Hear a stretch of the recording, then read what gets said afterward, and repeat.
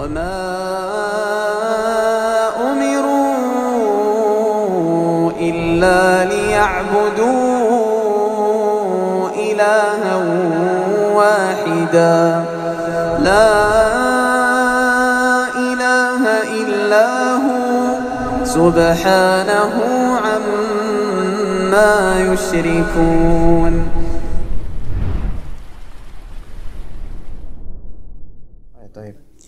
Bismillahirrahmanirrahim. Alhamdulillahirabbil alamin wassalatu wassalamu ala sayyidil mursalin wa ala alihi wa sahbihi ajma'in. Amma ba'd. Kita lanjutkan kajian kitab Mental Juara. Mental Juara. Pembahasan manifestasi cita-cita dan mentalitas yang rendah. Dan ini masuk ke bab kedua, masih beberapa kendala meraih mentalitas yang tinggi.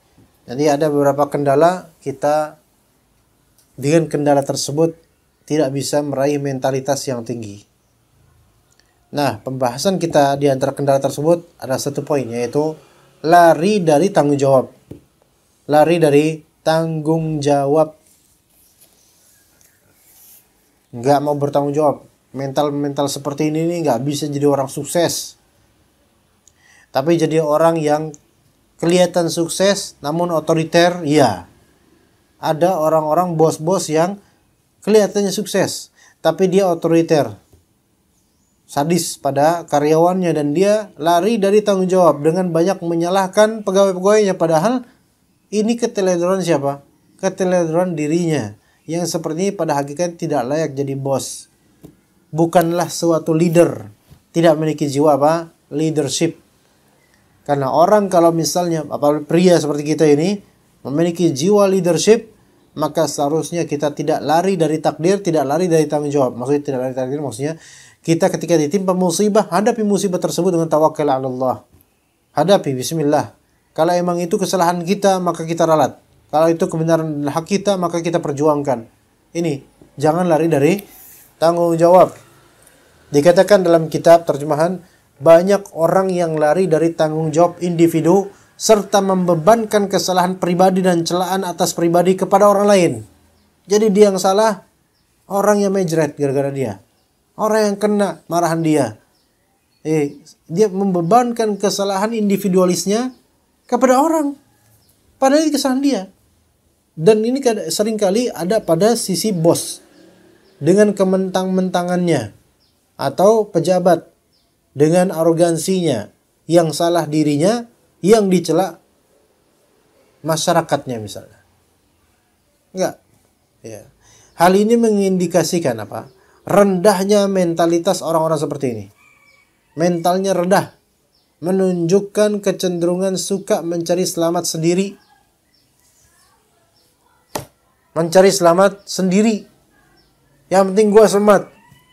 Yang lain urus masing-masing lah, nafsi-nafsi. Ya. Juga memperjelas sikap tidak memerlukan pahala dan balasan yang ada di sisi Allah. Jadi orang yang egois, orang yang lari dari tanggung jawab, itu tidak melihat nilai-nilai pahala dari Allah Subhanahu wa taala kalau dia hadapi itu dengan bijak, dengan sikap gentle, dengan sikap apa adanya dirinya. Ya. Jadi kalau mencari selamat sendiri itu malah justru apa? Berarti kurang nyari pahala. Orang kalau pengen selamat bareng-bareng itu baru orang yang Masya Allah. Di antara cirinya, di antara ciri orang yang cenderung bersikap lari dari tanggung jawab, ada berapa? Ada berapa model? Ada berapa ciri? A. Melemahkan diri sendiri. Melemahkan diri sendiri. Dengan cara gimana nih? Perwujudan sikap ini berupa sering mengajukan berbagai alasan.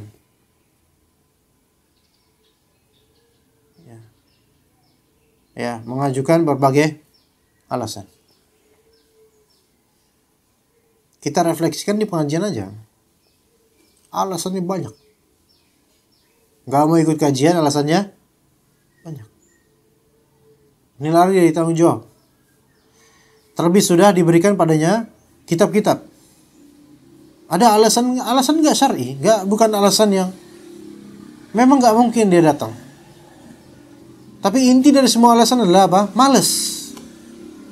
tetapi sering mengajukan berbagai alasan, suka mencari-cari pembenaran atas kemalasan atau kesalahan pribadi. Dicari pembenarannya apa? Hujan lah. Tapi anak kemarin minta izin hujan karena emang di BMKG kemarin ditulis jam 7 hujan. Walaupun hujan ringan lah, nggak bisa kajian hujan ringan di sini kena semua. Aneh yang kena antum enak di sini. Iya. Oke. Jangan ngomongin tentang ustadz nih deh, yang muridnya aja ya. Suka mencari-cari pembenaran atas kesalahan pribadi. Dia yang salah, terus cari pembenaran dan alasan. Padahal orang pun mendengarnya itu sangat tahu bahwa dia hanya mencari-cari pembenaran, bukan cari kebenaran. Selalu beralasan terhadap sesuatu yang penting dengan apa? Banyaknya kesibukan. Ya, boleh jadi antum tidak pernah menemukan orang yang jujur dengan sering ngomong sibuk. Boleh jadi antum tidak pernah menemukan orang yang jujur dalam mengalasankan kesibukan. Afwan sibuk. Rata-rata yang kayak gini gak jujur. Iya. Sejujurnya rata-rata yang kayak gini gak jujur, beneran. Pernah gak melihat orang yang seperti itu? Afwan sibuk, mau ini sibuk, mau ini sibuk. Rata-rata gak jujur. Hatta ustadz sekalipun. Ya. Oke. Ini berarti apa? Mental seperti ini melemahkan diri sendiri. Kalau memang tidak mau, beneran bilang nggak mau, straight. Ini budaya kita kan kayak gini, nggak enak kan ngomong gitu. Kemudian berdusta akhirnya. Enggak, bilang aja, afwan ana emang nggak berkenan untuk menghadiri atau nggak berkenan untuk ikutan dan seterusnya. Ana bilang sibuk, tapi kemudian touring. Gimana ya, kawan? Hah? Ustadz boleh nggak Ustadz? Allah Ustadz, isi kajian di tempat kami, terusin lanjutin Ustadz. Afwan, anak sibuk nih akhi. Hiking di gunung habis itu. Di jadwal yang sama dengan jadwal kajiannya. Misalnya, gimana ya kawan? Hiking di gunung, perlu pindah provinsi. Sementara kajiannya satu provinsi di bawah satu kota, bahkan mungkin beda kecamatan sedikit ya. Maka jangan mudah untuk begitu saja melontarkan kalimat afwan sibuk. Boleh sekali-kali, tapi kalau udah kebiasaan ini menunjukkan orang ini sering berdusta. Karena orang yang sibuk itu biasanya orang yang mengisi waktunya.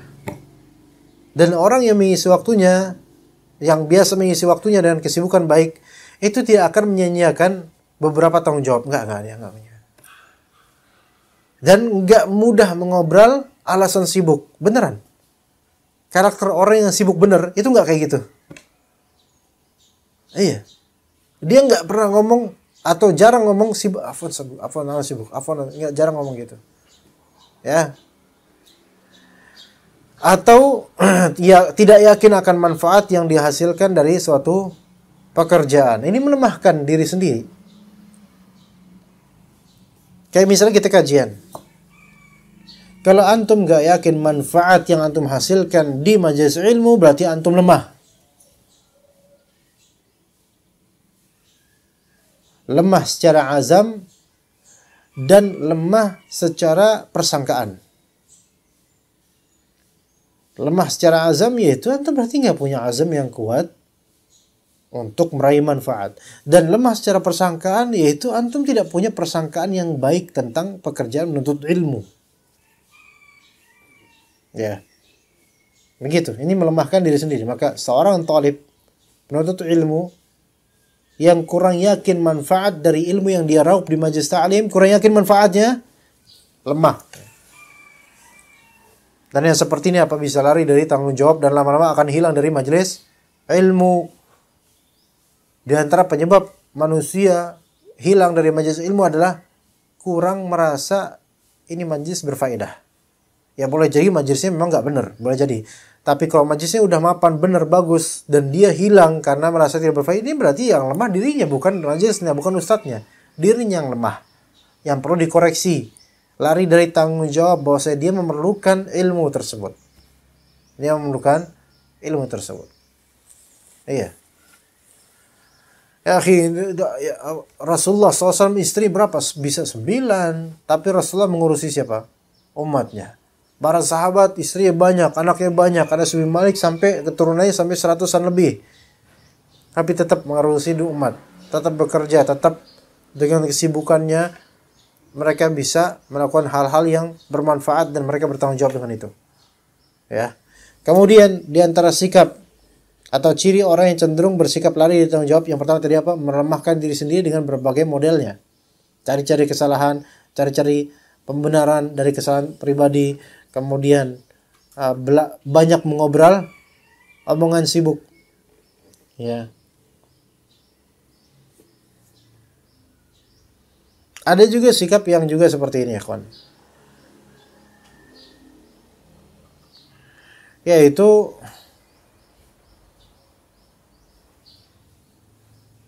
menunda seluruh jawaban terhadap pesan di media sosial, padahal itu tanggung jawab dia. Paham maksudnya gak? Hah? Ngerti gak? Menunda reply terhadap hal-hal di media sosial, padahal itu tanggung jawab dia. Jadi numpuk order atau pesanan-pesanan orang numpuk. Tapi karena dia malas lah, sibuk lah. Ngerti gak maksudnya? Padahal itu tanggung jawab dia pegawainya. Dia harus apa? Membalas satu persatu dari chat orderan untuk tokonya. Tapi dia alasan apa? Sibuk, padahal dia lagi main game. Paham di sini, kan? Lagi main game. Plants and Zombie. Tahu Plants and Zombie gak? Oh, deso. Ya. Tapi bener lagi sibuk main game, bener sih. Sahih.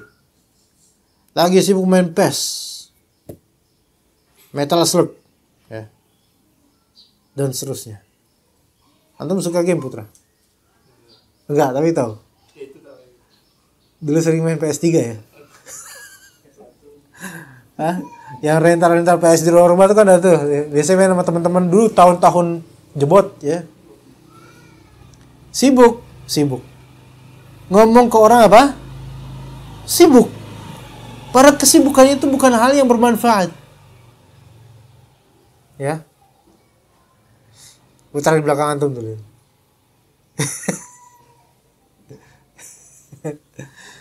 Nah, hati-hati dengan ini ya.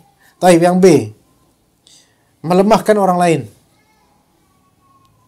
Sikap ini lebih parah daripada sikap sebelumnya. Anda bisa menjumpai orang yang tidak memberi kontribusi apapun kepada orang lain.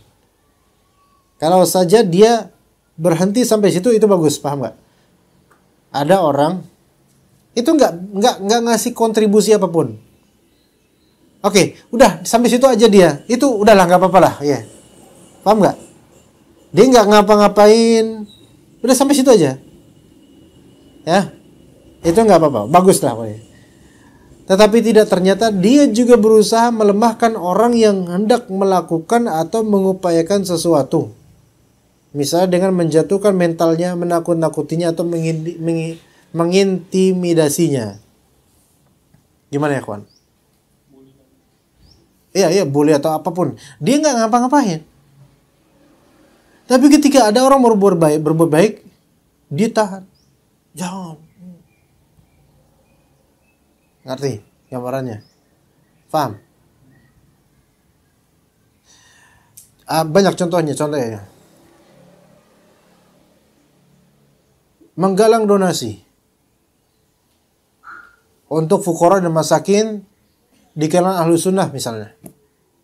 Di masa pandemi misalnya. Banyak yang miskin, mendadak miskin atau kesulitan dan seterusnya. Ayo galang donasi untuk jemaah masjid fulan.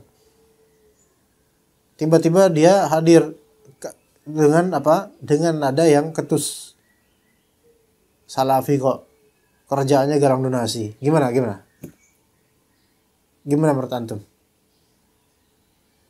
Melemahkan orang lain gak itu jadinya? Sangat melemahkan. Yang tadinya orang pengen fastabiqul khairat, pengen saling ta'awun 'alal birri wat taqwa. Ini yang gak ngapa-ngapain, kemudian komentar dan apa? Menjatuhkan mental orang-orang yang mau berbuat baik. Iya. Gitu ikhwan. Ini di antara contoh ikhwan. Di antara contoh. Seandainya ini orang diem aja udah deh. Kalau situ nggak punya kontribusi, nggak nyumbang, nggak ngirim box, nggak ngapa-ngapain dah diem aja, itu oke lah.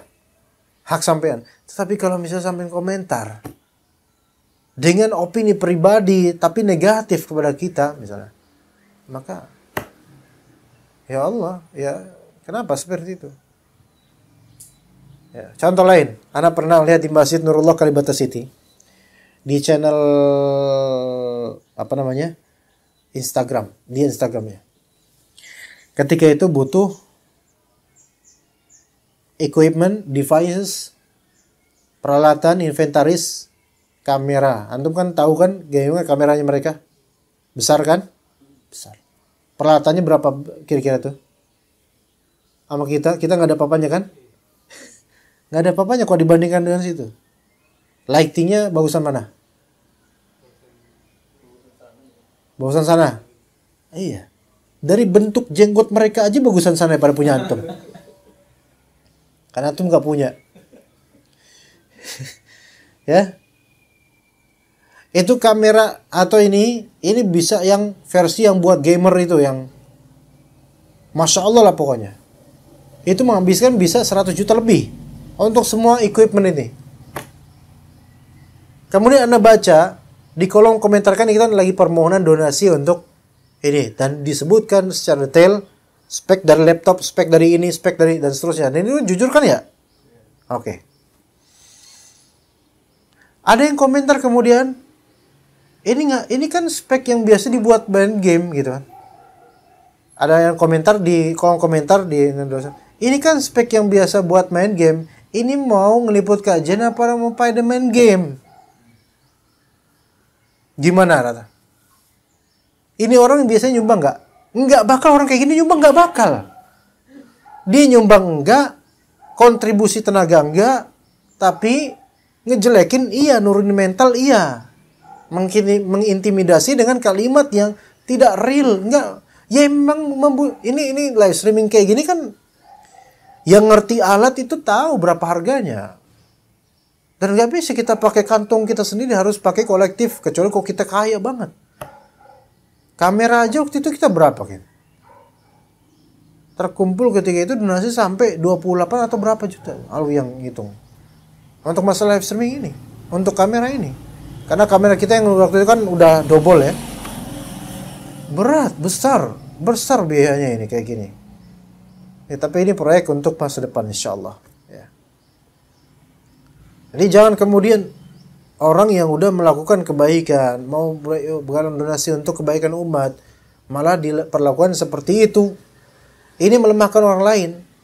Yang seperti ini biasanya cuma bisa ngomong dan gak mau berkontribusi.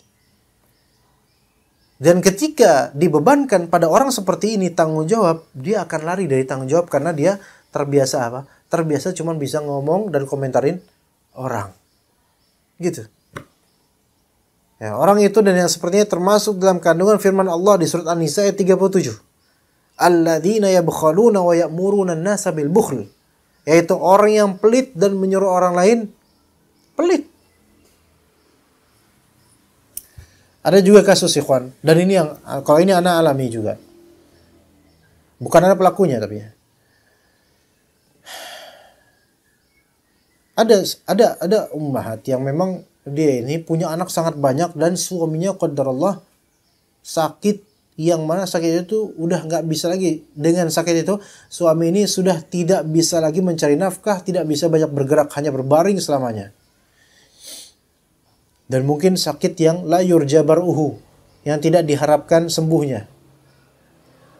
Ana tidak mau menyebutkan penyakitnya karena kalau kita sebutkan penyakitnya, indikatornya akan kuat kemana orangnya. Di suatu daerah, ya, di luar Jawa pokoknya. Ini umat ini udah biasa dan keluarga udah biasa minta bantuan pada kita. Taib, anak ketika itu kan agak kuat, teman. Dah, anak galang dana aja. Anak tulis kemudian di Facebook, anak tulis di status WhatsApp. Fulana dengan anak banyak, suaminya begini-begini dan membutuhkan biaya perawatan suaminya dan anak-anaknya dan seterusnya. Yang masuk ke dan beserta bukti-buktinya Anda juga sertakan nanti kalau di Japri. Yang masuk ke WhatsApp Anda itu ketika itu bejibun, nah, tunggu banyak masuk. Puluhan. Anda sampai kelabakan, aduh. Ini harus pakai asisten kayak gini, mana pusing kalau kayak gini mah. Puluhan ikhwan. Assalamualaikum Ustaz, salam semua. Nah, aduh. Anda nggak nyangka sampai segininya ini karena mungkin Masya Allah. Dan waktu itu Ana umumkan pagi sebelum kajian pagi ini. Ya, atau malamnya atau pokoknya pagi ini kajian Ana kemudian buka WhatsApp, pas lagi kajian buka WhatsApp antara sesi kajian ini, Ana dapatkan udah puluhan yang masuk tuh. Belum ngirim, mereka baru nanya-nanya, belum ngirim. Mereka mau baru nanya nomor rekening dan seterusnya. Sampai waktu itu pernah bilang waktu itu, habis kajian ke waktu masih ada Abu Rahmat di sini. Masya Allah Pak ya, rezeki dari Allah kalau emang udah untuk orang miskin tuh pasti besar ya kalau emang Allah kehendaki ya. Anda udah predisikan ini pasti bisa puluhan juta ini masuknya. Taib. Tiba-tiba kemudian di antara itu ada telepon kemudian. Telepon dari ikhwan yang ada di daerah tersebut karena Anda sebutkan daerahnya. Ustadz Afwan nih Anda mau tabayun gini-gini nih. Apakah ini maksud dengan adalah umat seperti ini? Ini iya beliau. Masya Allah, bentar Ustaz, tahan dulu katanya. Oke. Dan ternyata ada beberapa WhatsApp juga dari ikhwan-ikhwan daerah setempat. Minta Anda tolong tahan. Karena umat ini sudah sering atau pernah beberapa kali minta dana sama beberapa ustadz Jakarta selain Anda. Anda sebenarnya nggak mempermasalahkan. Kalau emang umat ini sangat membutuhkan darurat, sebenarnya nggak masalah. Tapi mereka kemudian, Afwan Ustaz, tahan dulu. Biar kami yang observasi, kami langsung jajak ke tempatnya, kami yang akan kemudian memberikan donasi, biar kami aja orang daerah kami dulu. Karena kami nggak enak Ustaz menyebut tempat seolah-olah kami ini nggak peduli sama jemaah kami gitu. Paham nggak maksudnya? Baik. Anda nggak mau menimbul fitnah. Maksudnya Anda nggak mau bermasalah sama ikhwan-ikhwan ini. Baik. Itu sampai 90 WhatsApp nomor itu masuk ke Anda.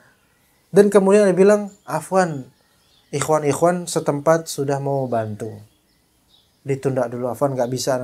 Udah, anak tutup semua dan anak tutup, maksudnya anak close semuanya. Anak kemudian kasih tahu ke ikhwan-ikhwan ini, Afwan semua udah anak close, sekarang tinggal tanggung jawab antum. Dan ternyata hari itu belum dijajaki sampai ke rumahnya, baru besok. Yang puluhan sampai 90 WhatsApp ini kalau dikumpulkan kemungkinan prediksinya bisa puluhan juta, mungkin 30 juta, 40 juta, Bos. Tapi karena Anda nggak bermasalah, Anda serahkan, mungkin mereka akan memberikan uang yang begitu banyak kepada umat. Punya anak sekitar 8. Dan rata-rata anak masih kecil. Banyak yang sakit, suami sakit dan nggak bisa sembuh, dirawat dan seterusnya. Itu butuh uang banyak itu. Dan nggak ada pekerjaan dari suami, nggak ada yang menafkahi hanya istrinya dengan usaha dia. Ya. Dan ternyata yang diberikan berapa dari orang-orang ini? 1 juta saja. Atau mungkin 1 atau 2 juta saja. Lihat ikhwan. Dan anak kemudian, anak udah case close sama 90 orang ini. Kalau Anda buka donasi ke mereka bisa juga, cuman jadi muskilah nanti jadinya apa? Dikira Anda melangkahi ikhwan-ikhwan ini yang orang pemuda dari ini. Paham maksudnya? Lihat bagaimana orang-orang seperti ini, ikhwan. Hanya demi karena martabat kedaerahan, takutnya merasa nggak peduli, padahal memang nggak begitu peduli. Seandainya peduli betul-betul setiap bulan, setiap ini dipedulikan ini umat seperti ini. Bukan janda, bukan. Punya suami, tapi suami nggak bisa apa-apa kelas. Ini.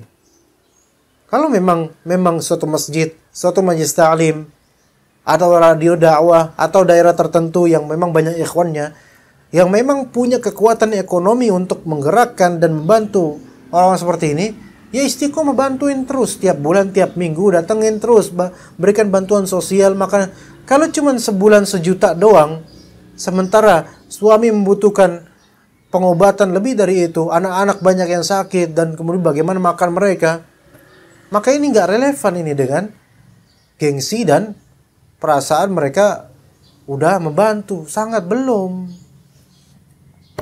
Begitu ikhwan. Ini kisah real pada ana ini. Dan ini baru ana nyatakan di kajian ini, belum pernah ceritakan ke orang-orang. Ya.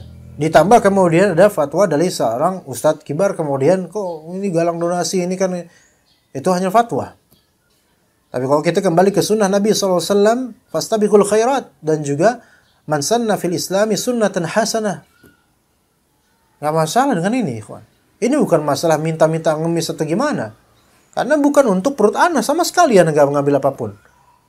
Maka menggalang donasi untuk orang-orang yang betul-betul berkebutuhan, itu merupakan sunnah. Ta'awun al birri wat taqwa.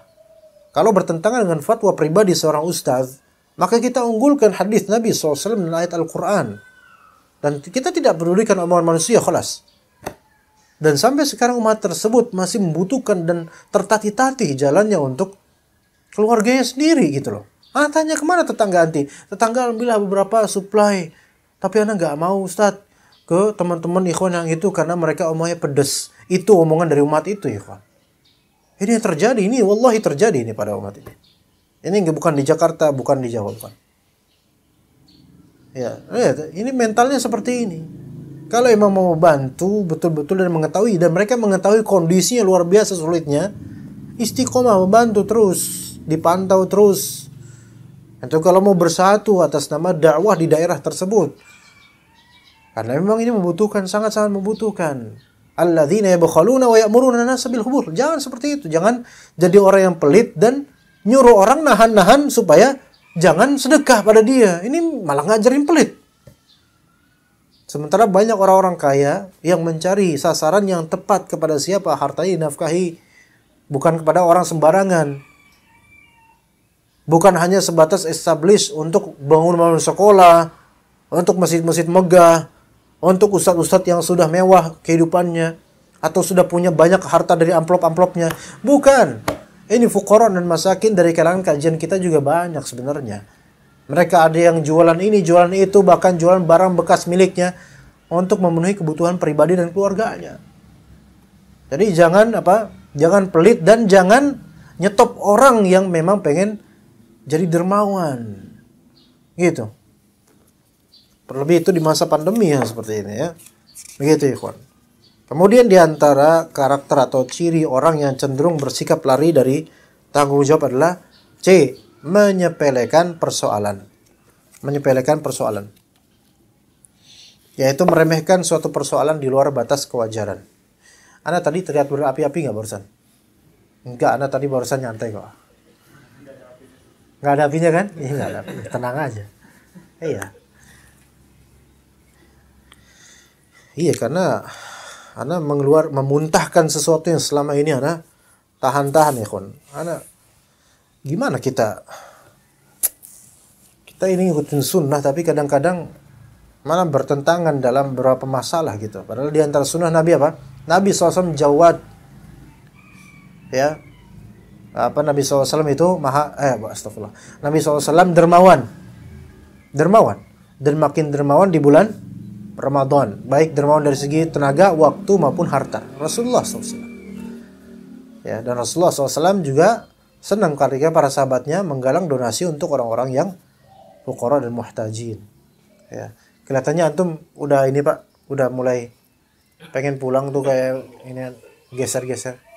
Kita cukup sampai sini aja, udah jam 7 lewat, soalnya jam 7 lewat 5 ya. Anak-anak juga udah mulai rewel ini kayaknya. Ya, jadi kita cukup sampai sini aja. Insyaallah kita lanjut pada waktu mendatang untuk kajian kitab Mental Juara. Jazakumullah khair jaza atas kehadiran antum. Wassallallahu ala nabiyina Muhammad wa ala alihi washabihi ajma'in. Subhanakallahumma bihamdika asyhadu an la ilaha illa anta astaghfiruka wa atubu ilaik. Wassalamualaikum warahmatullahi wabarakatuh.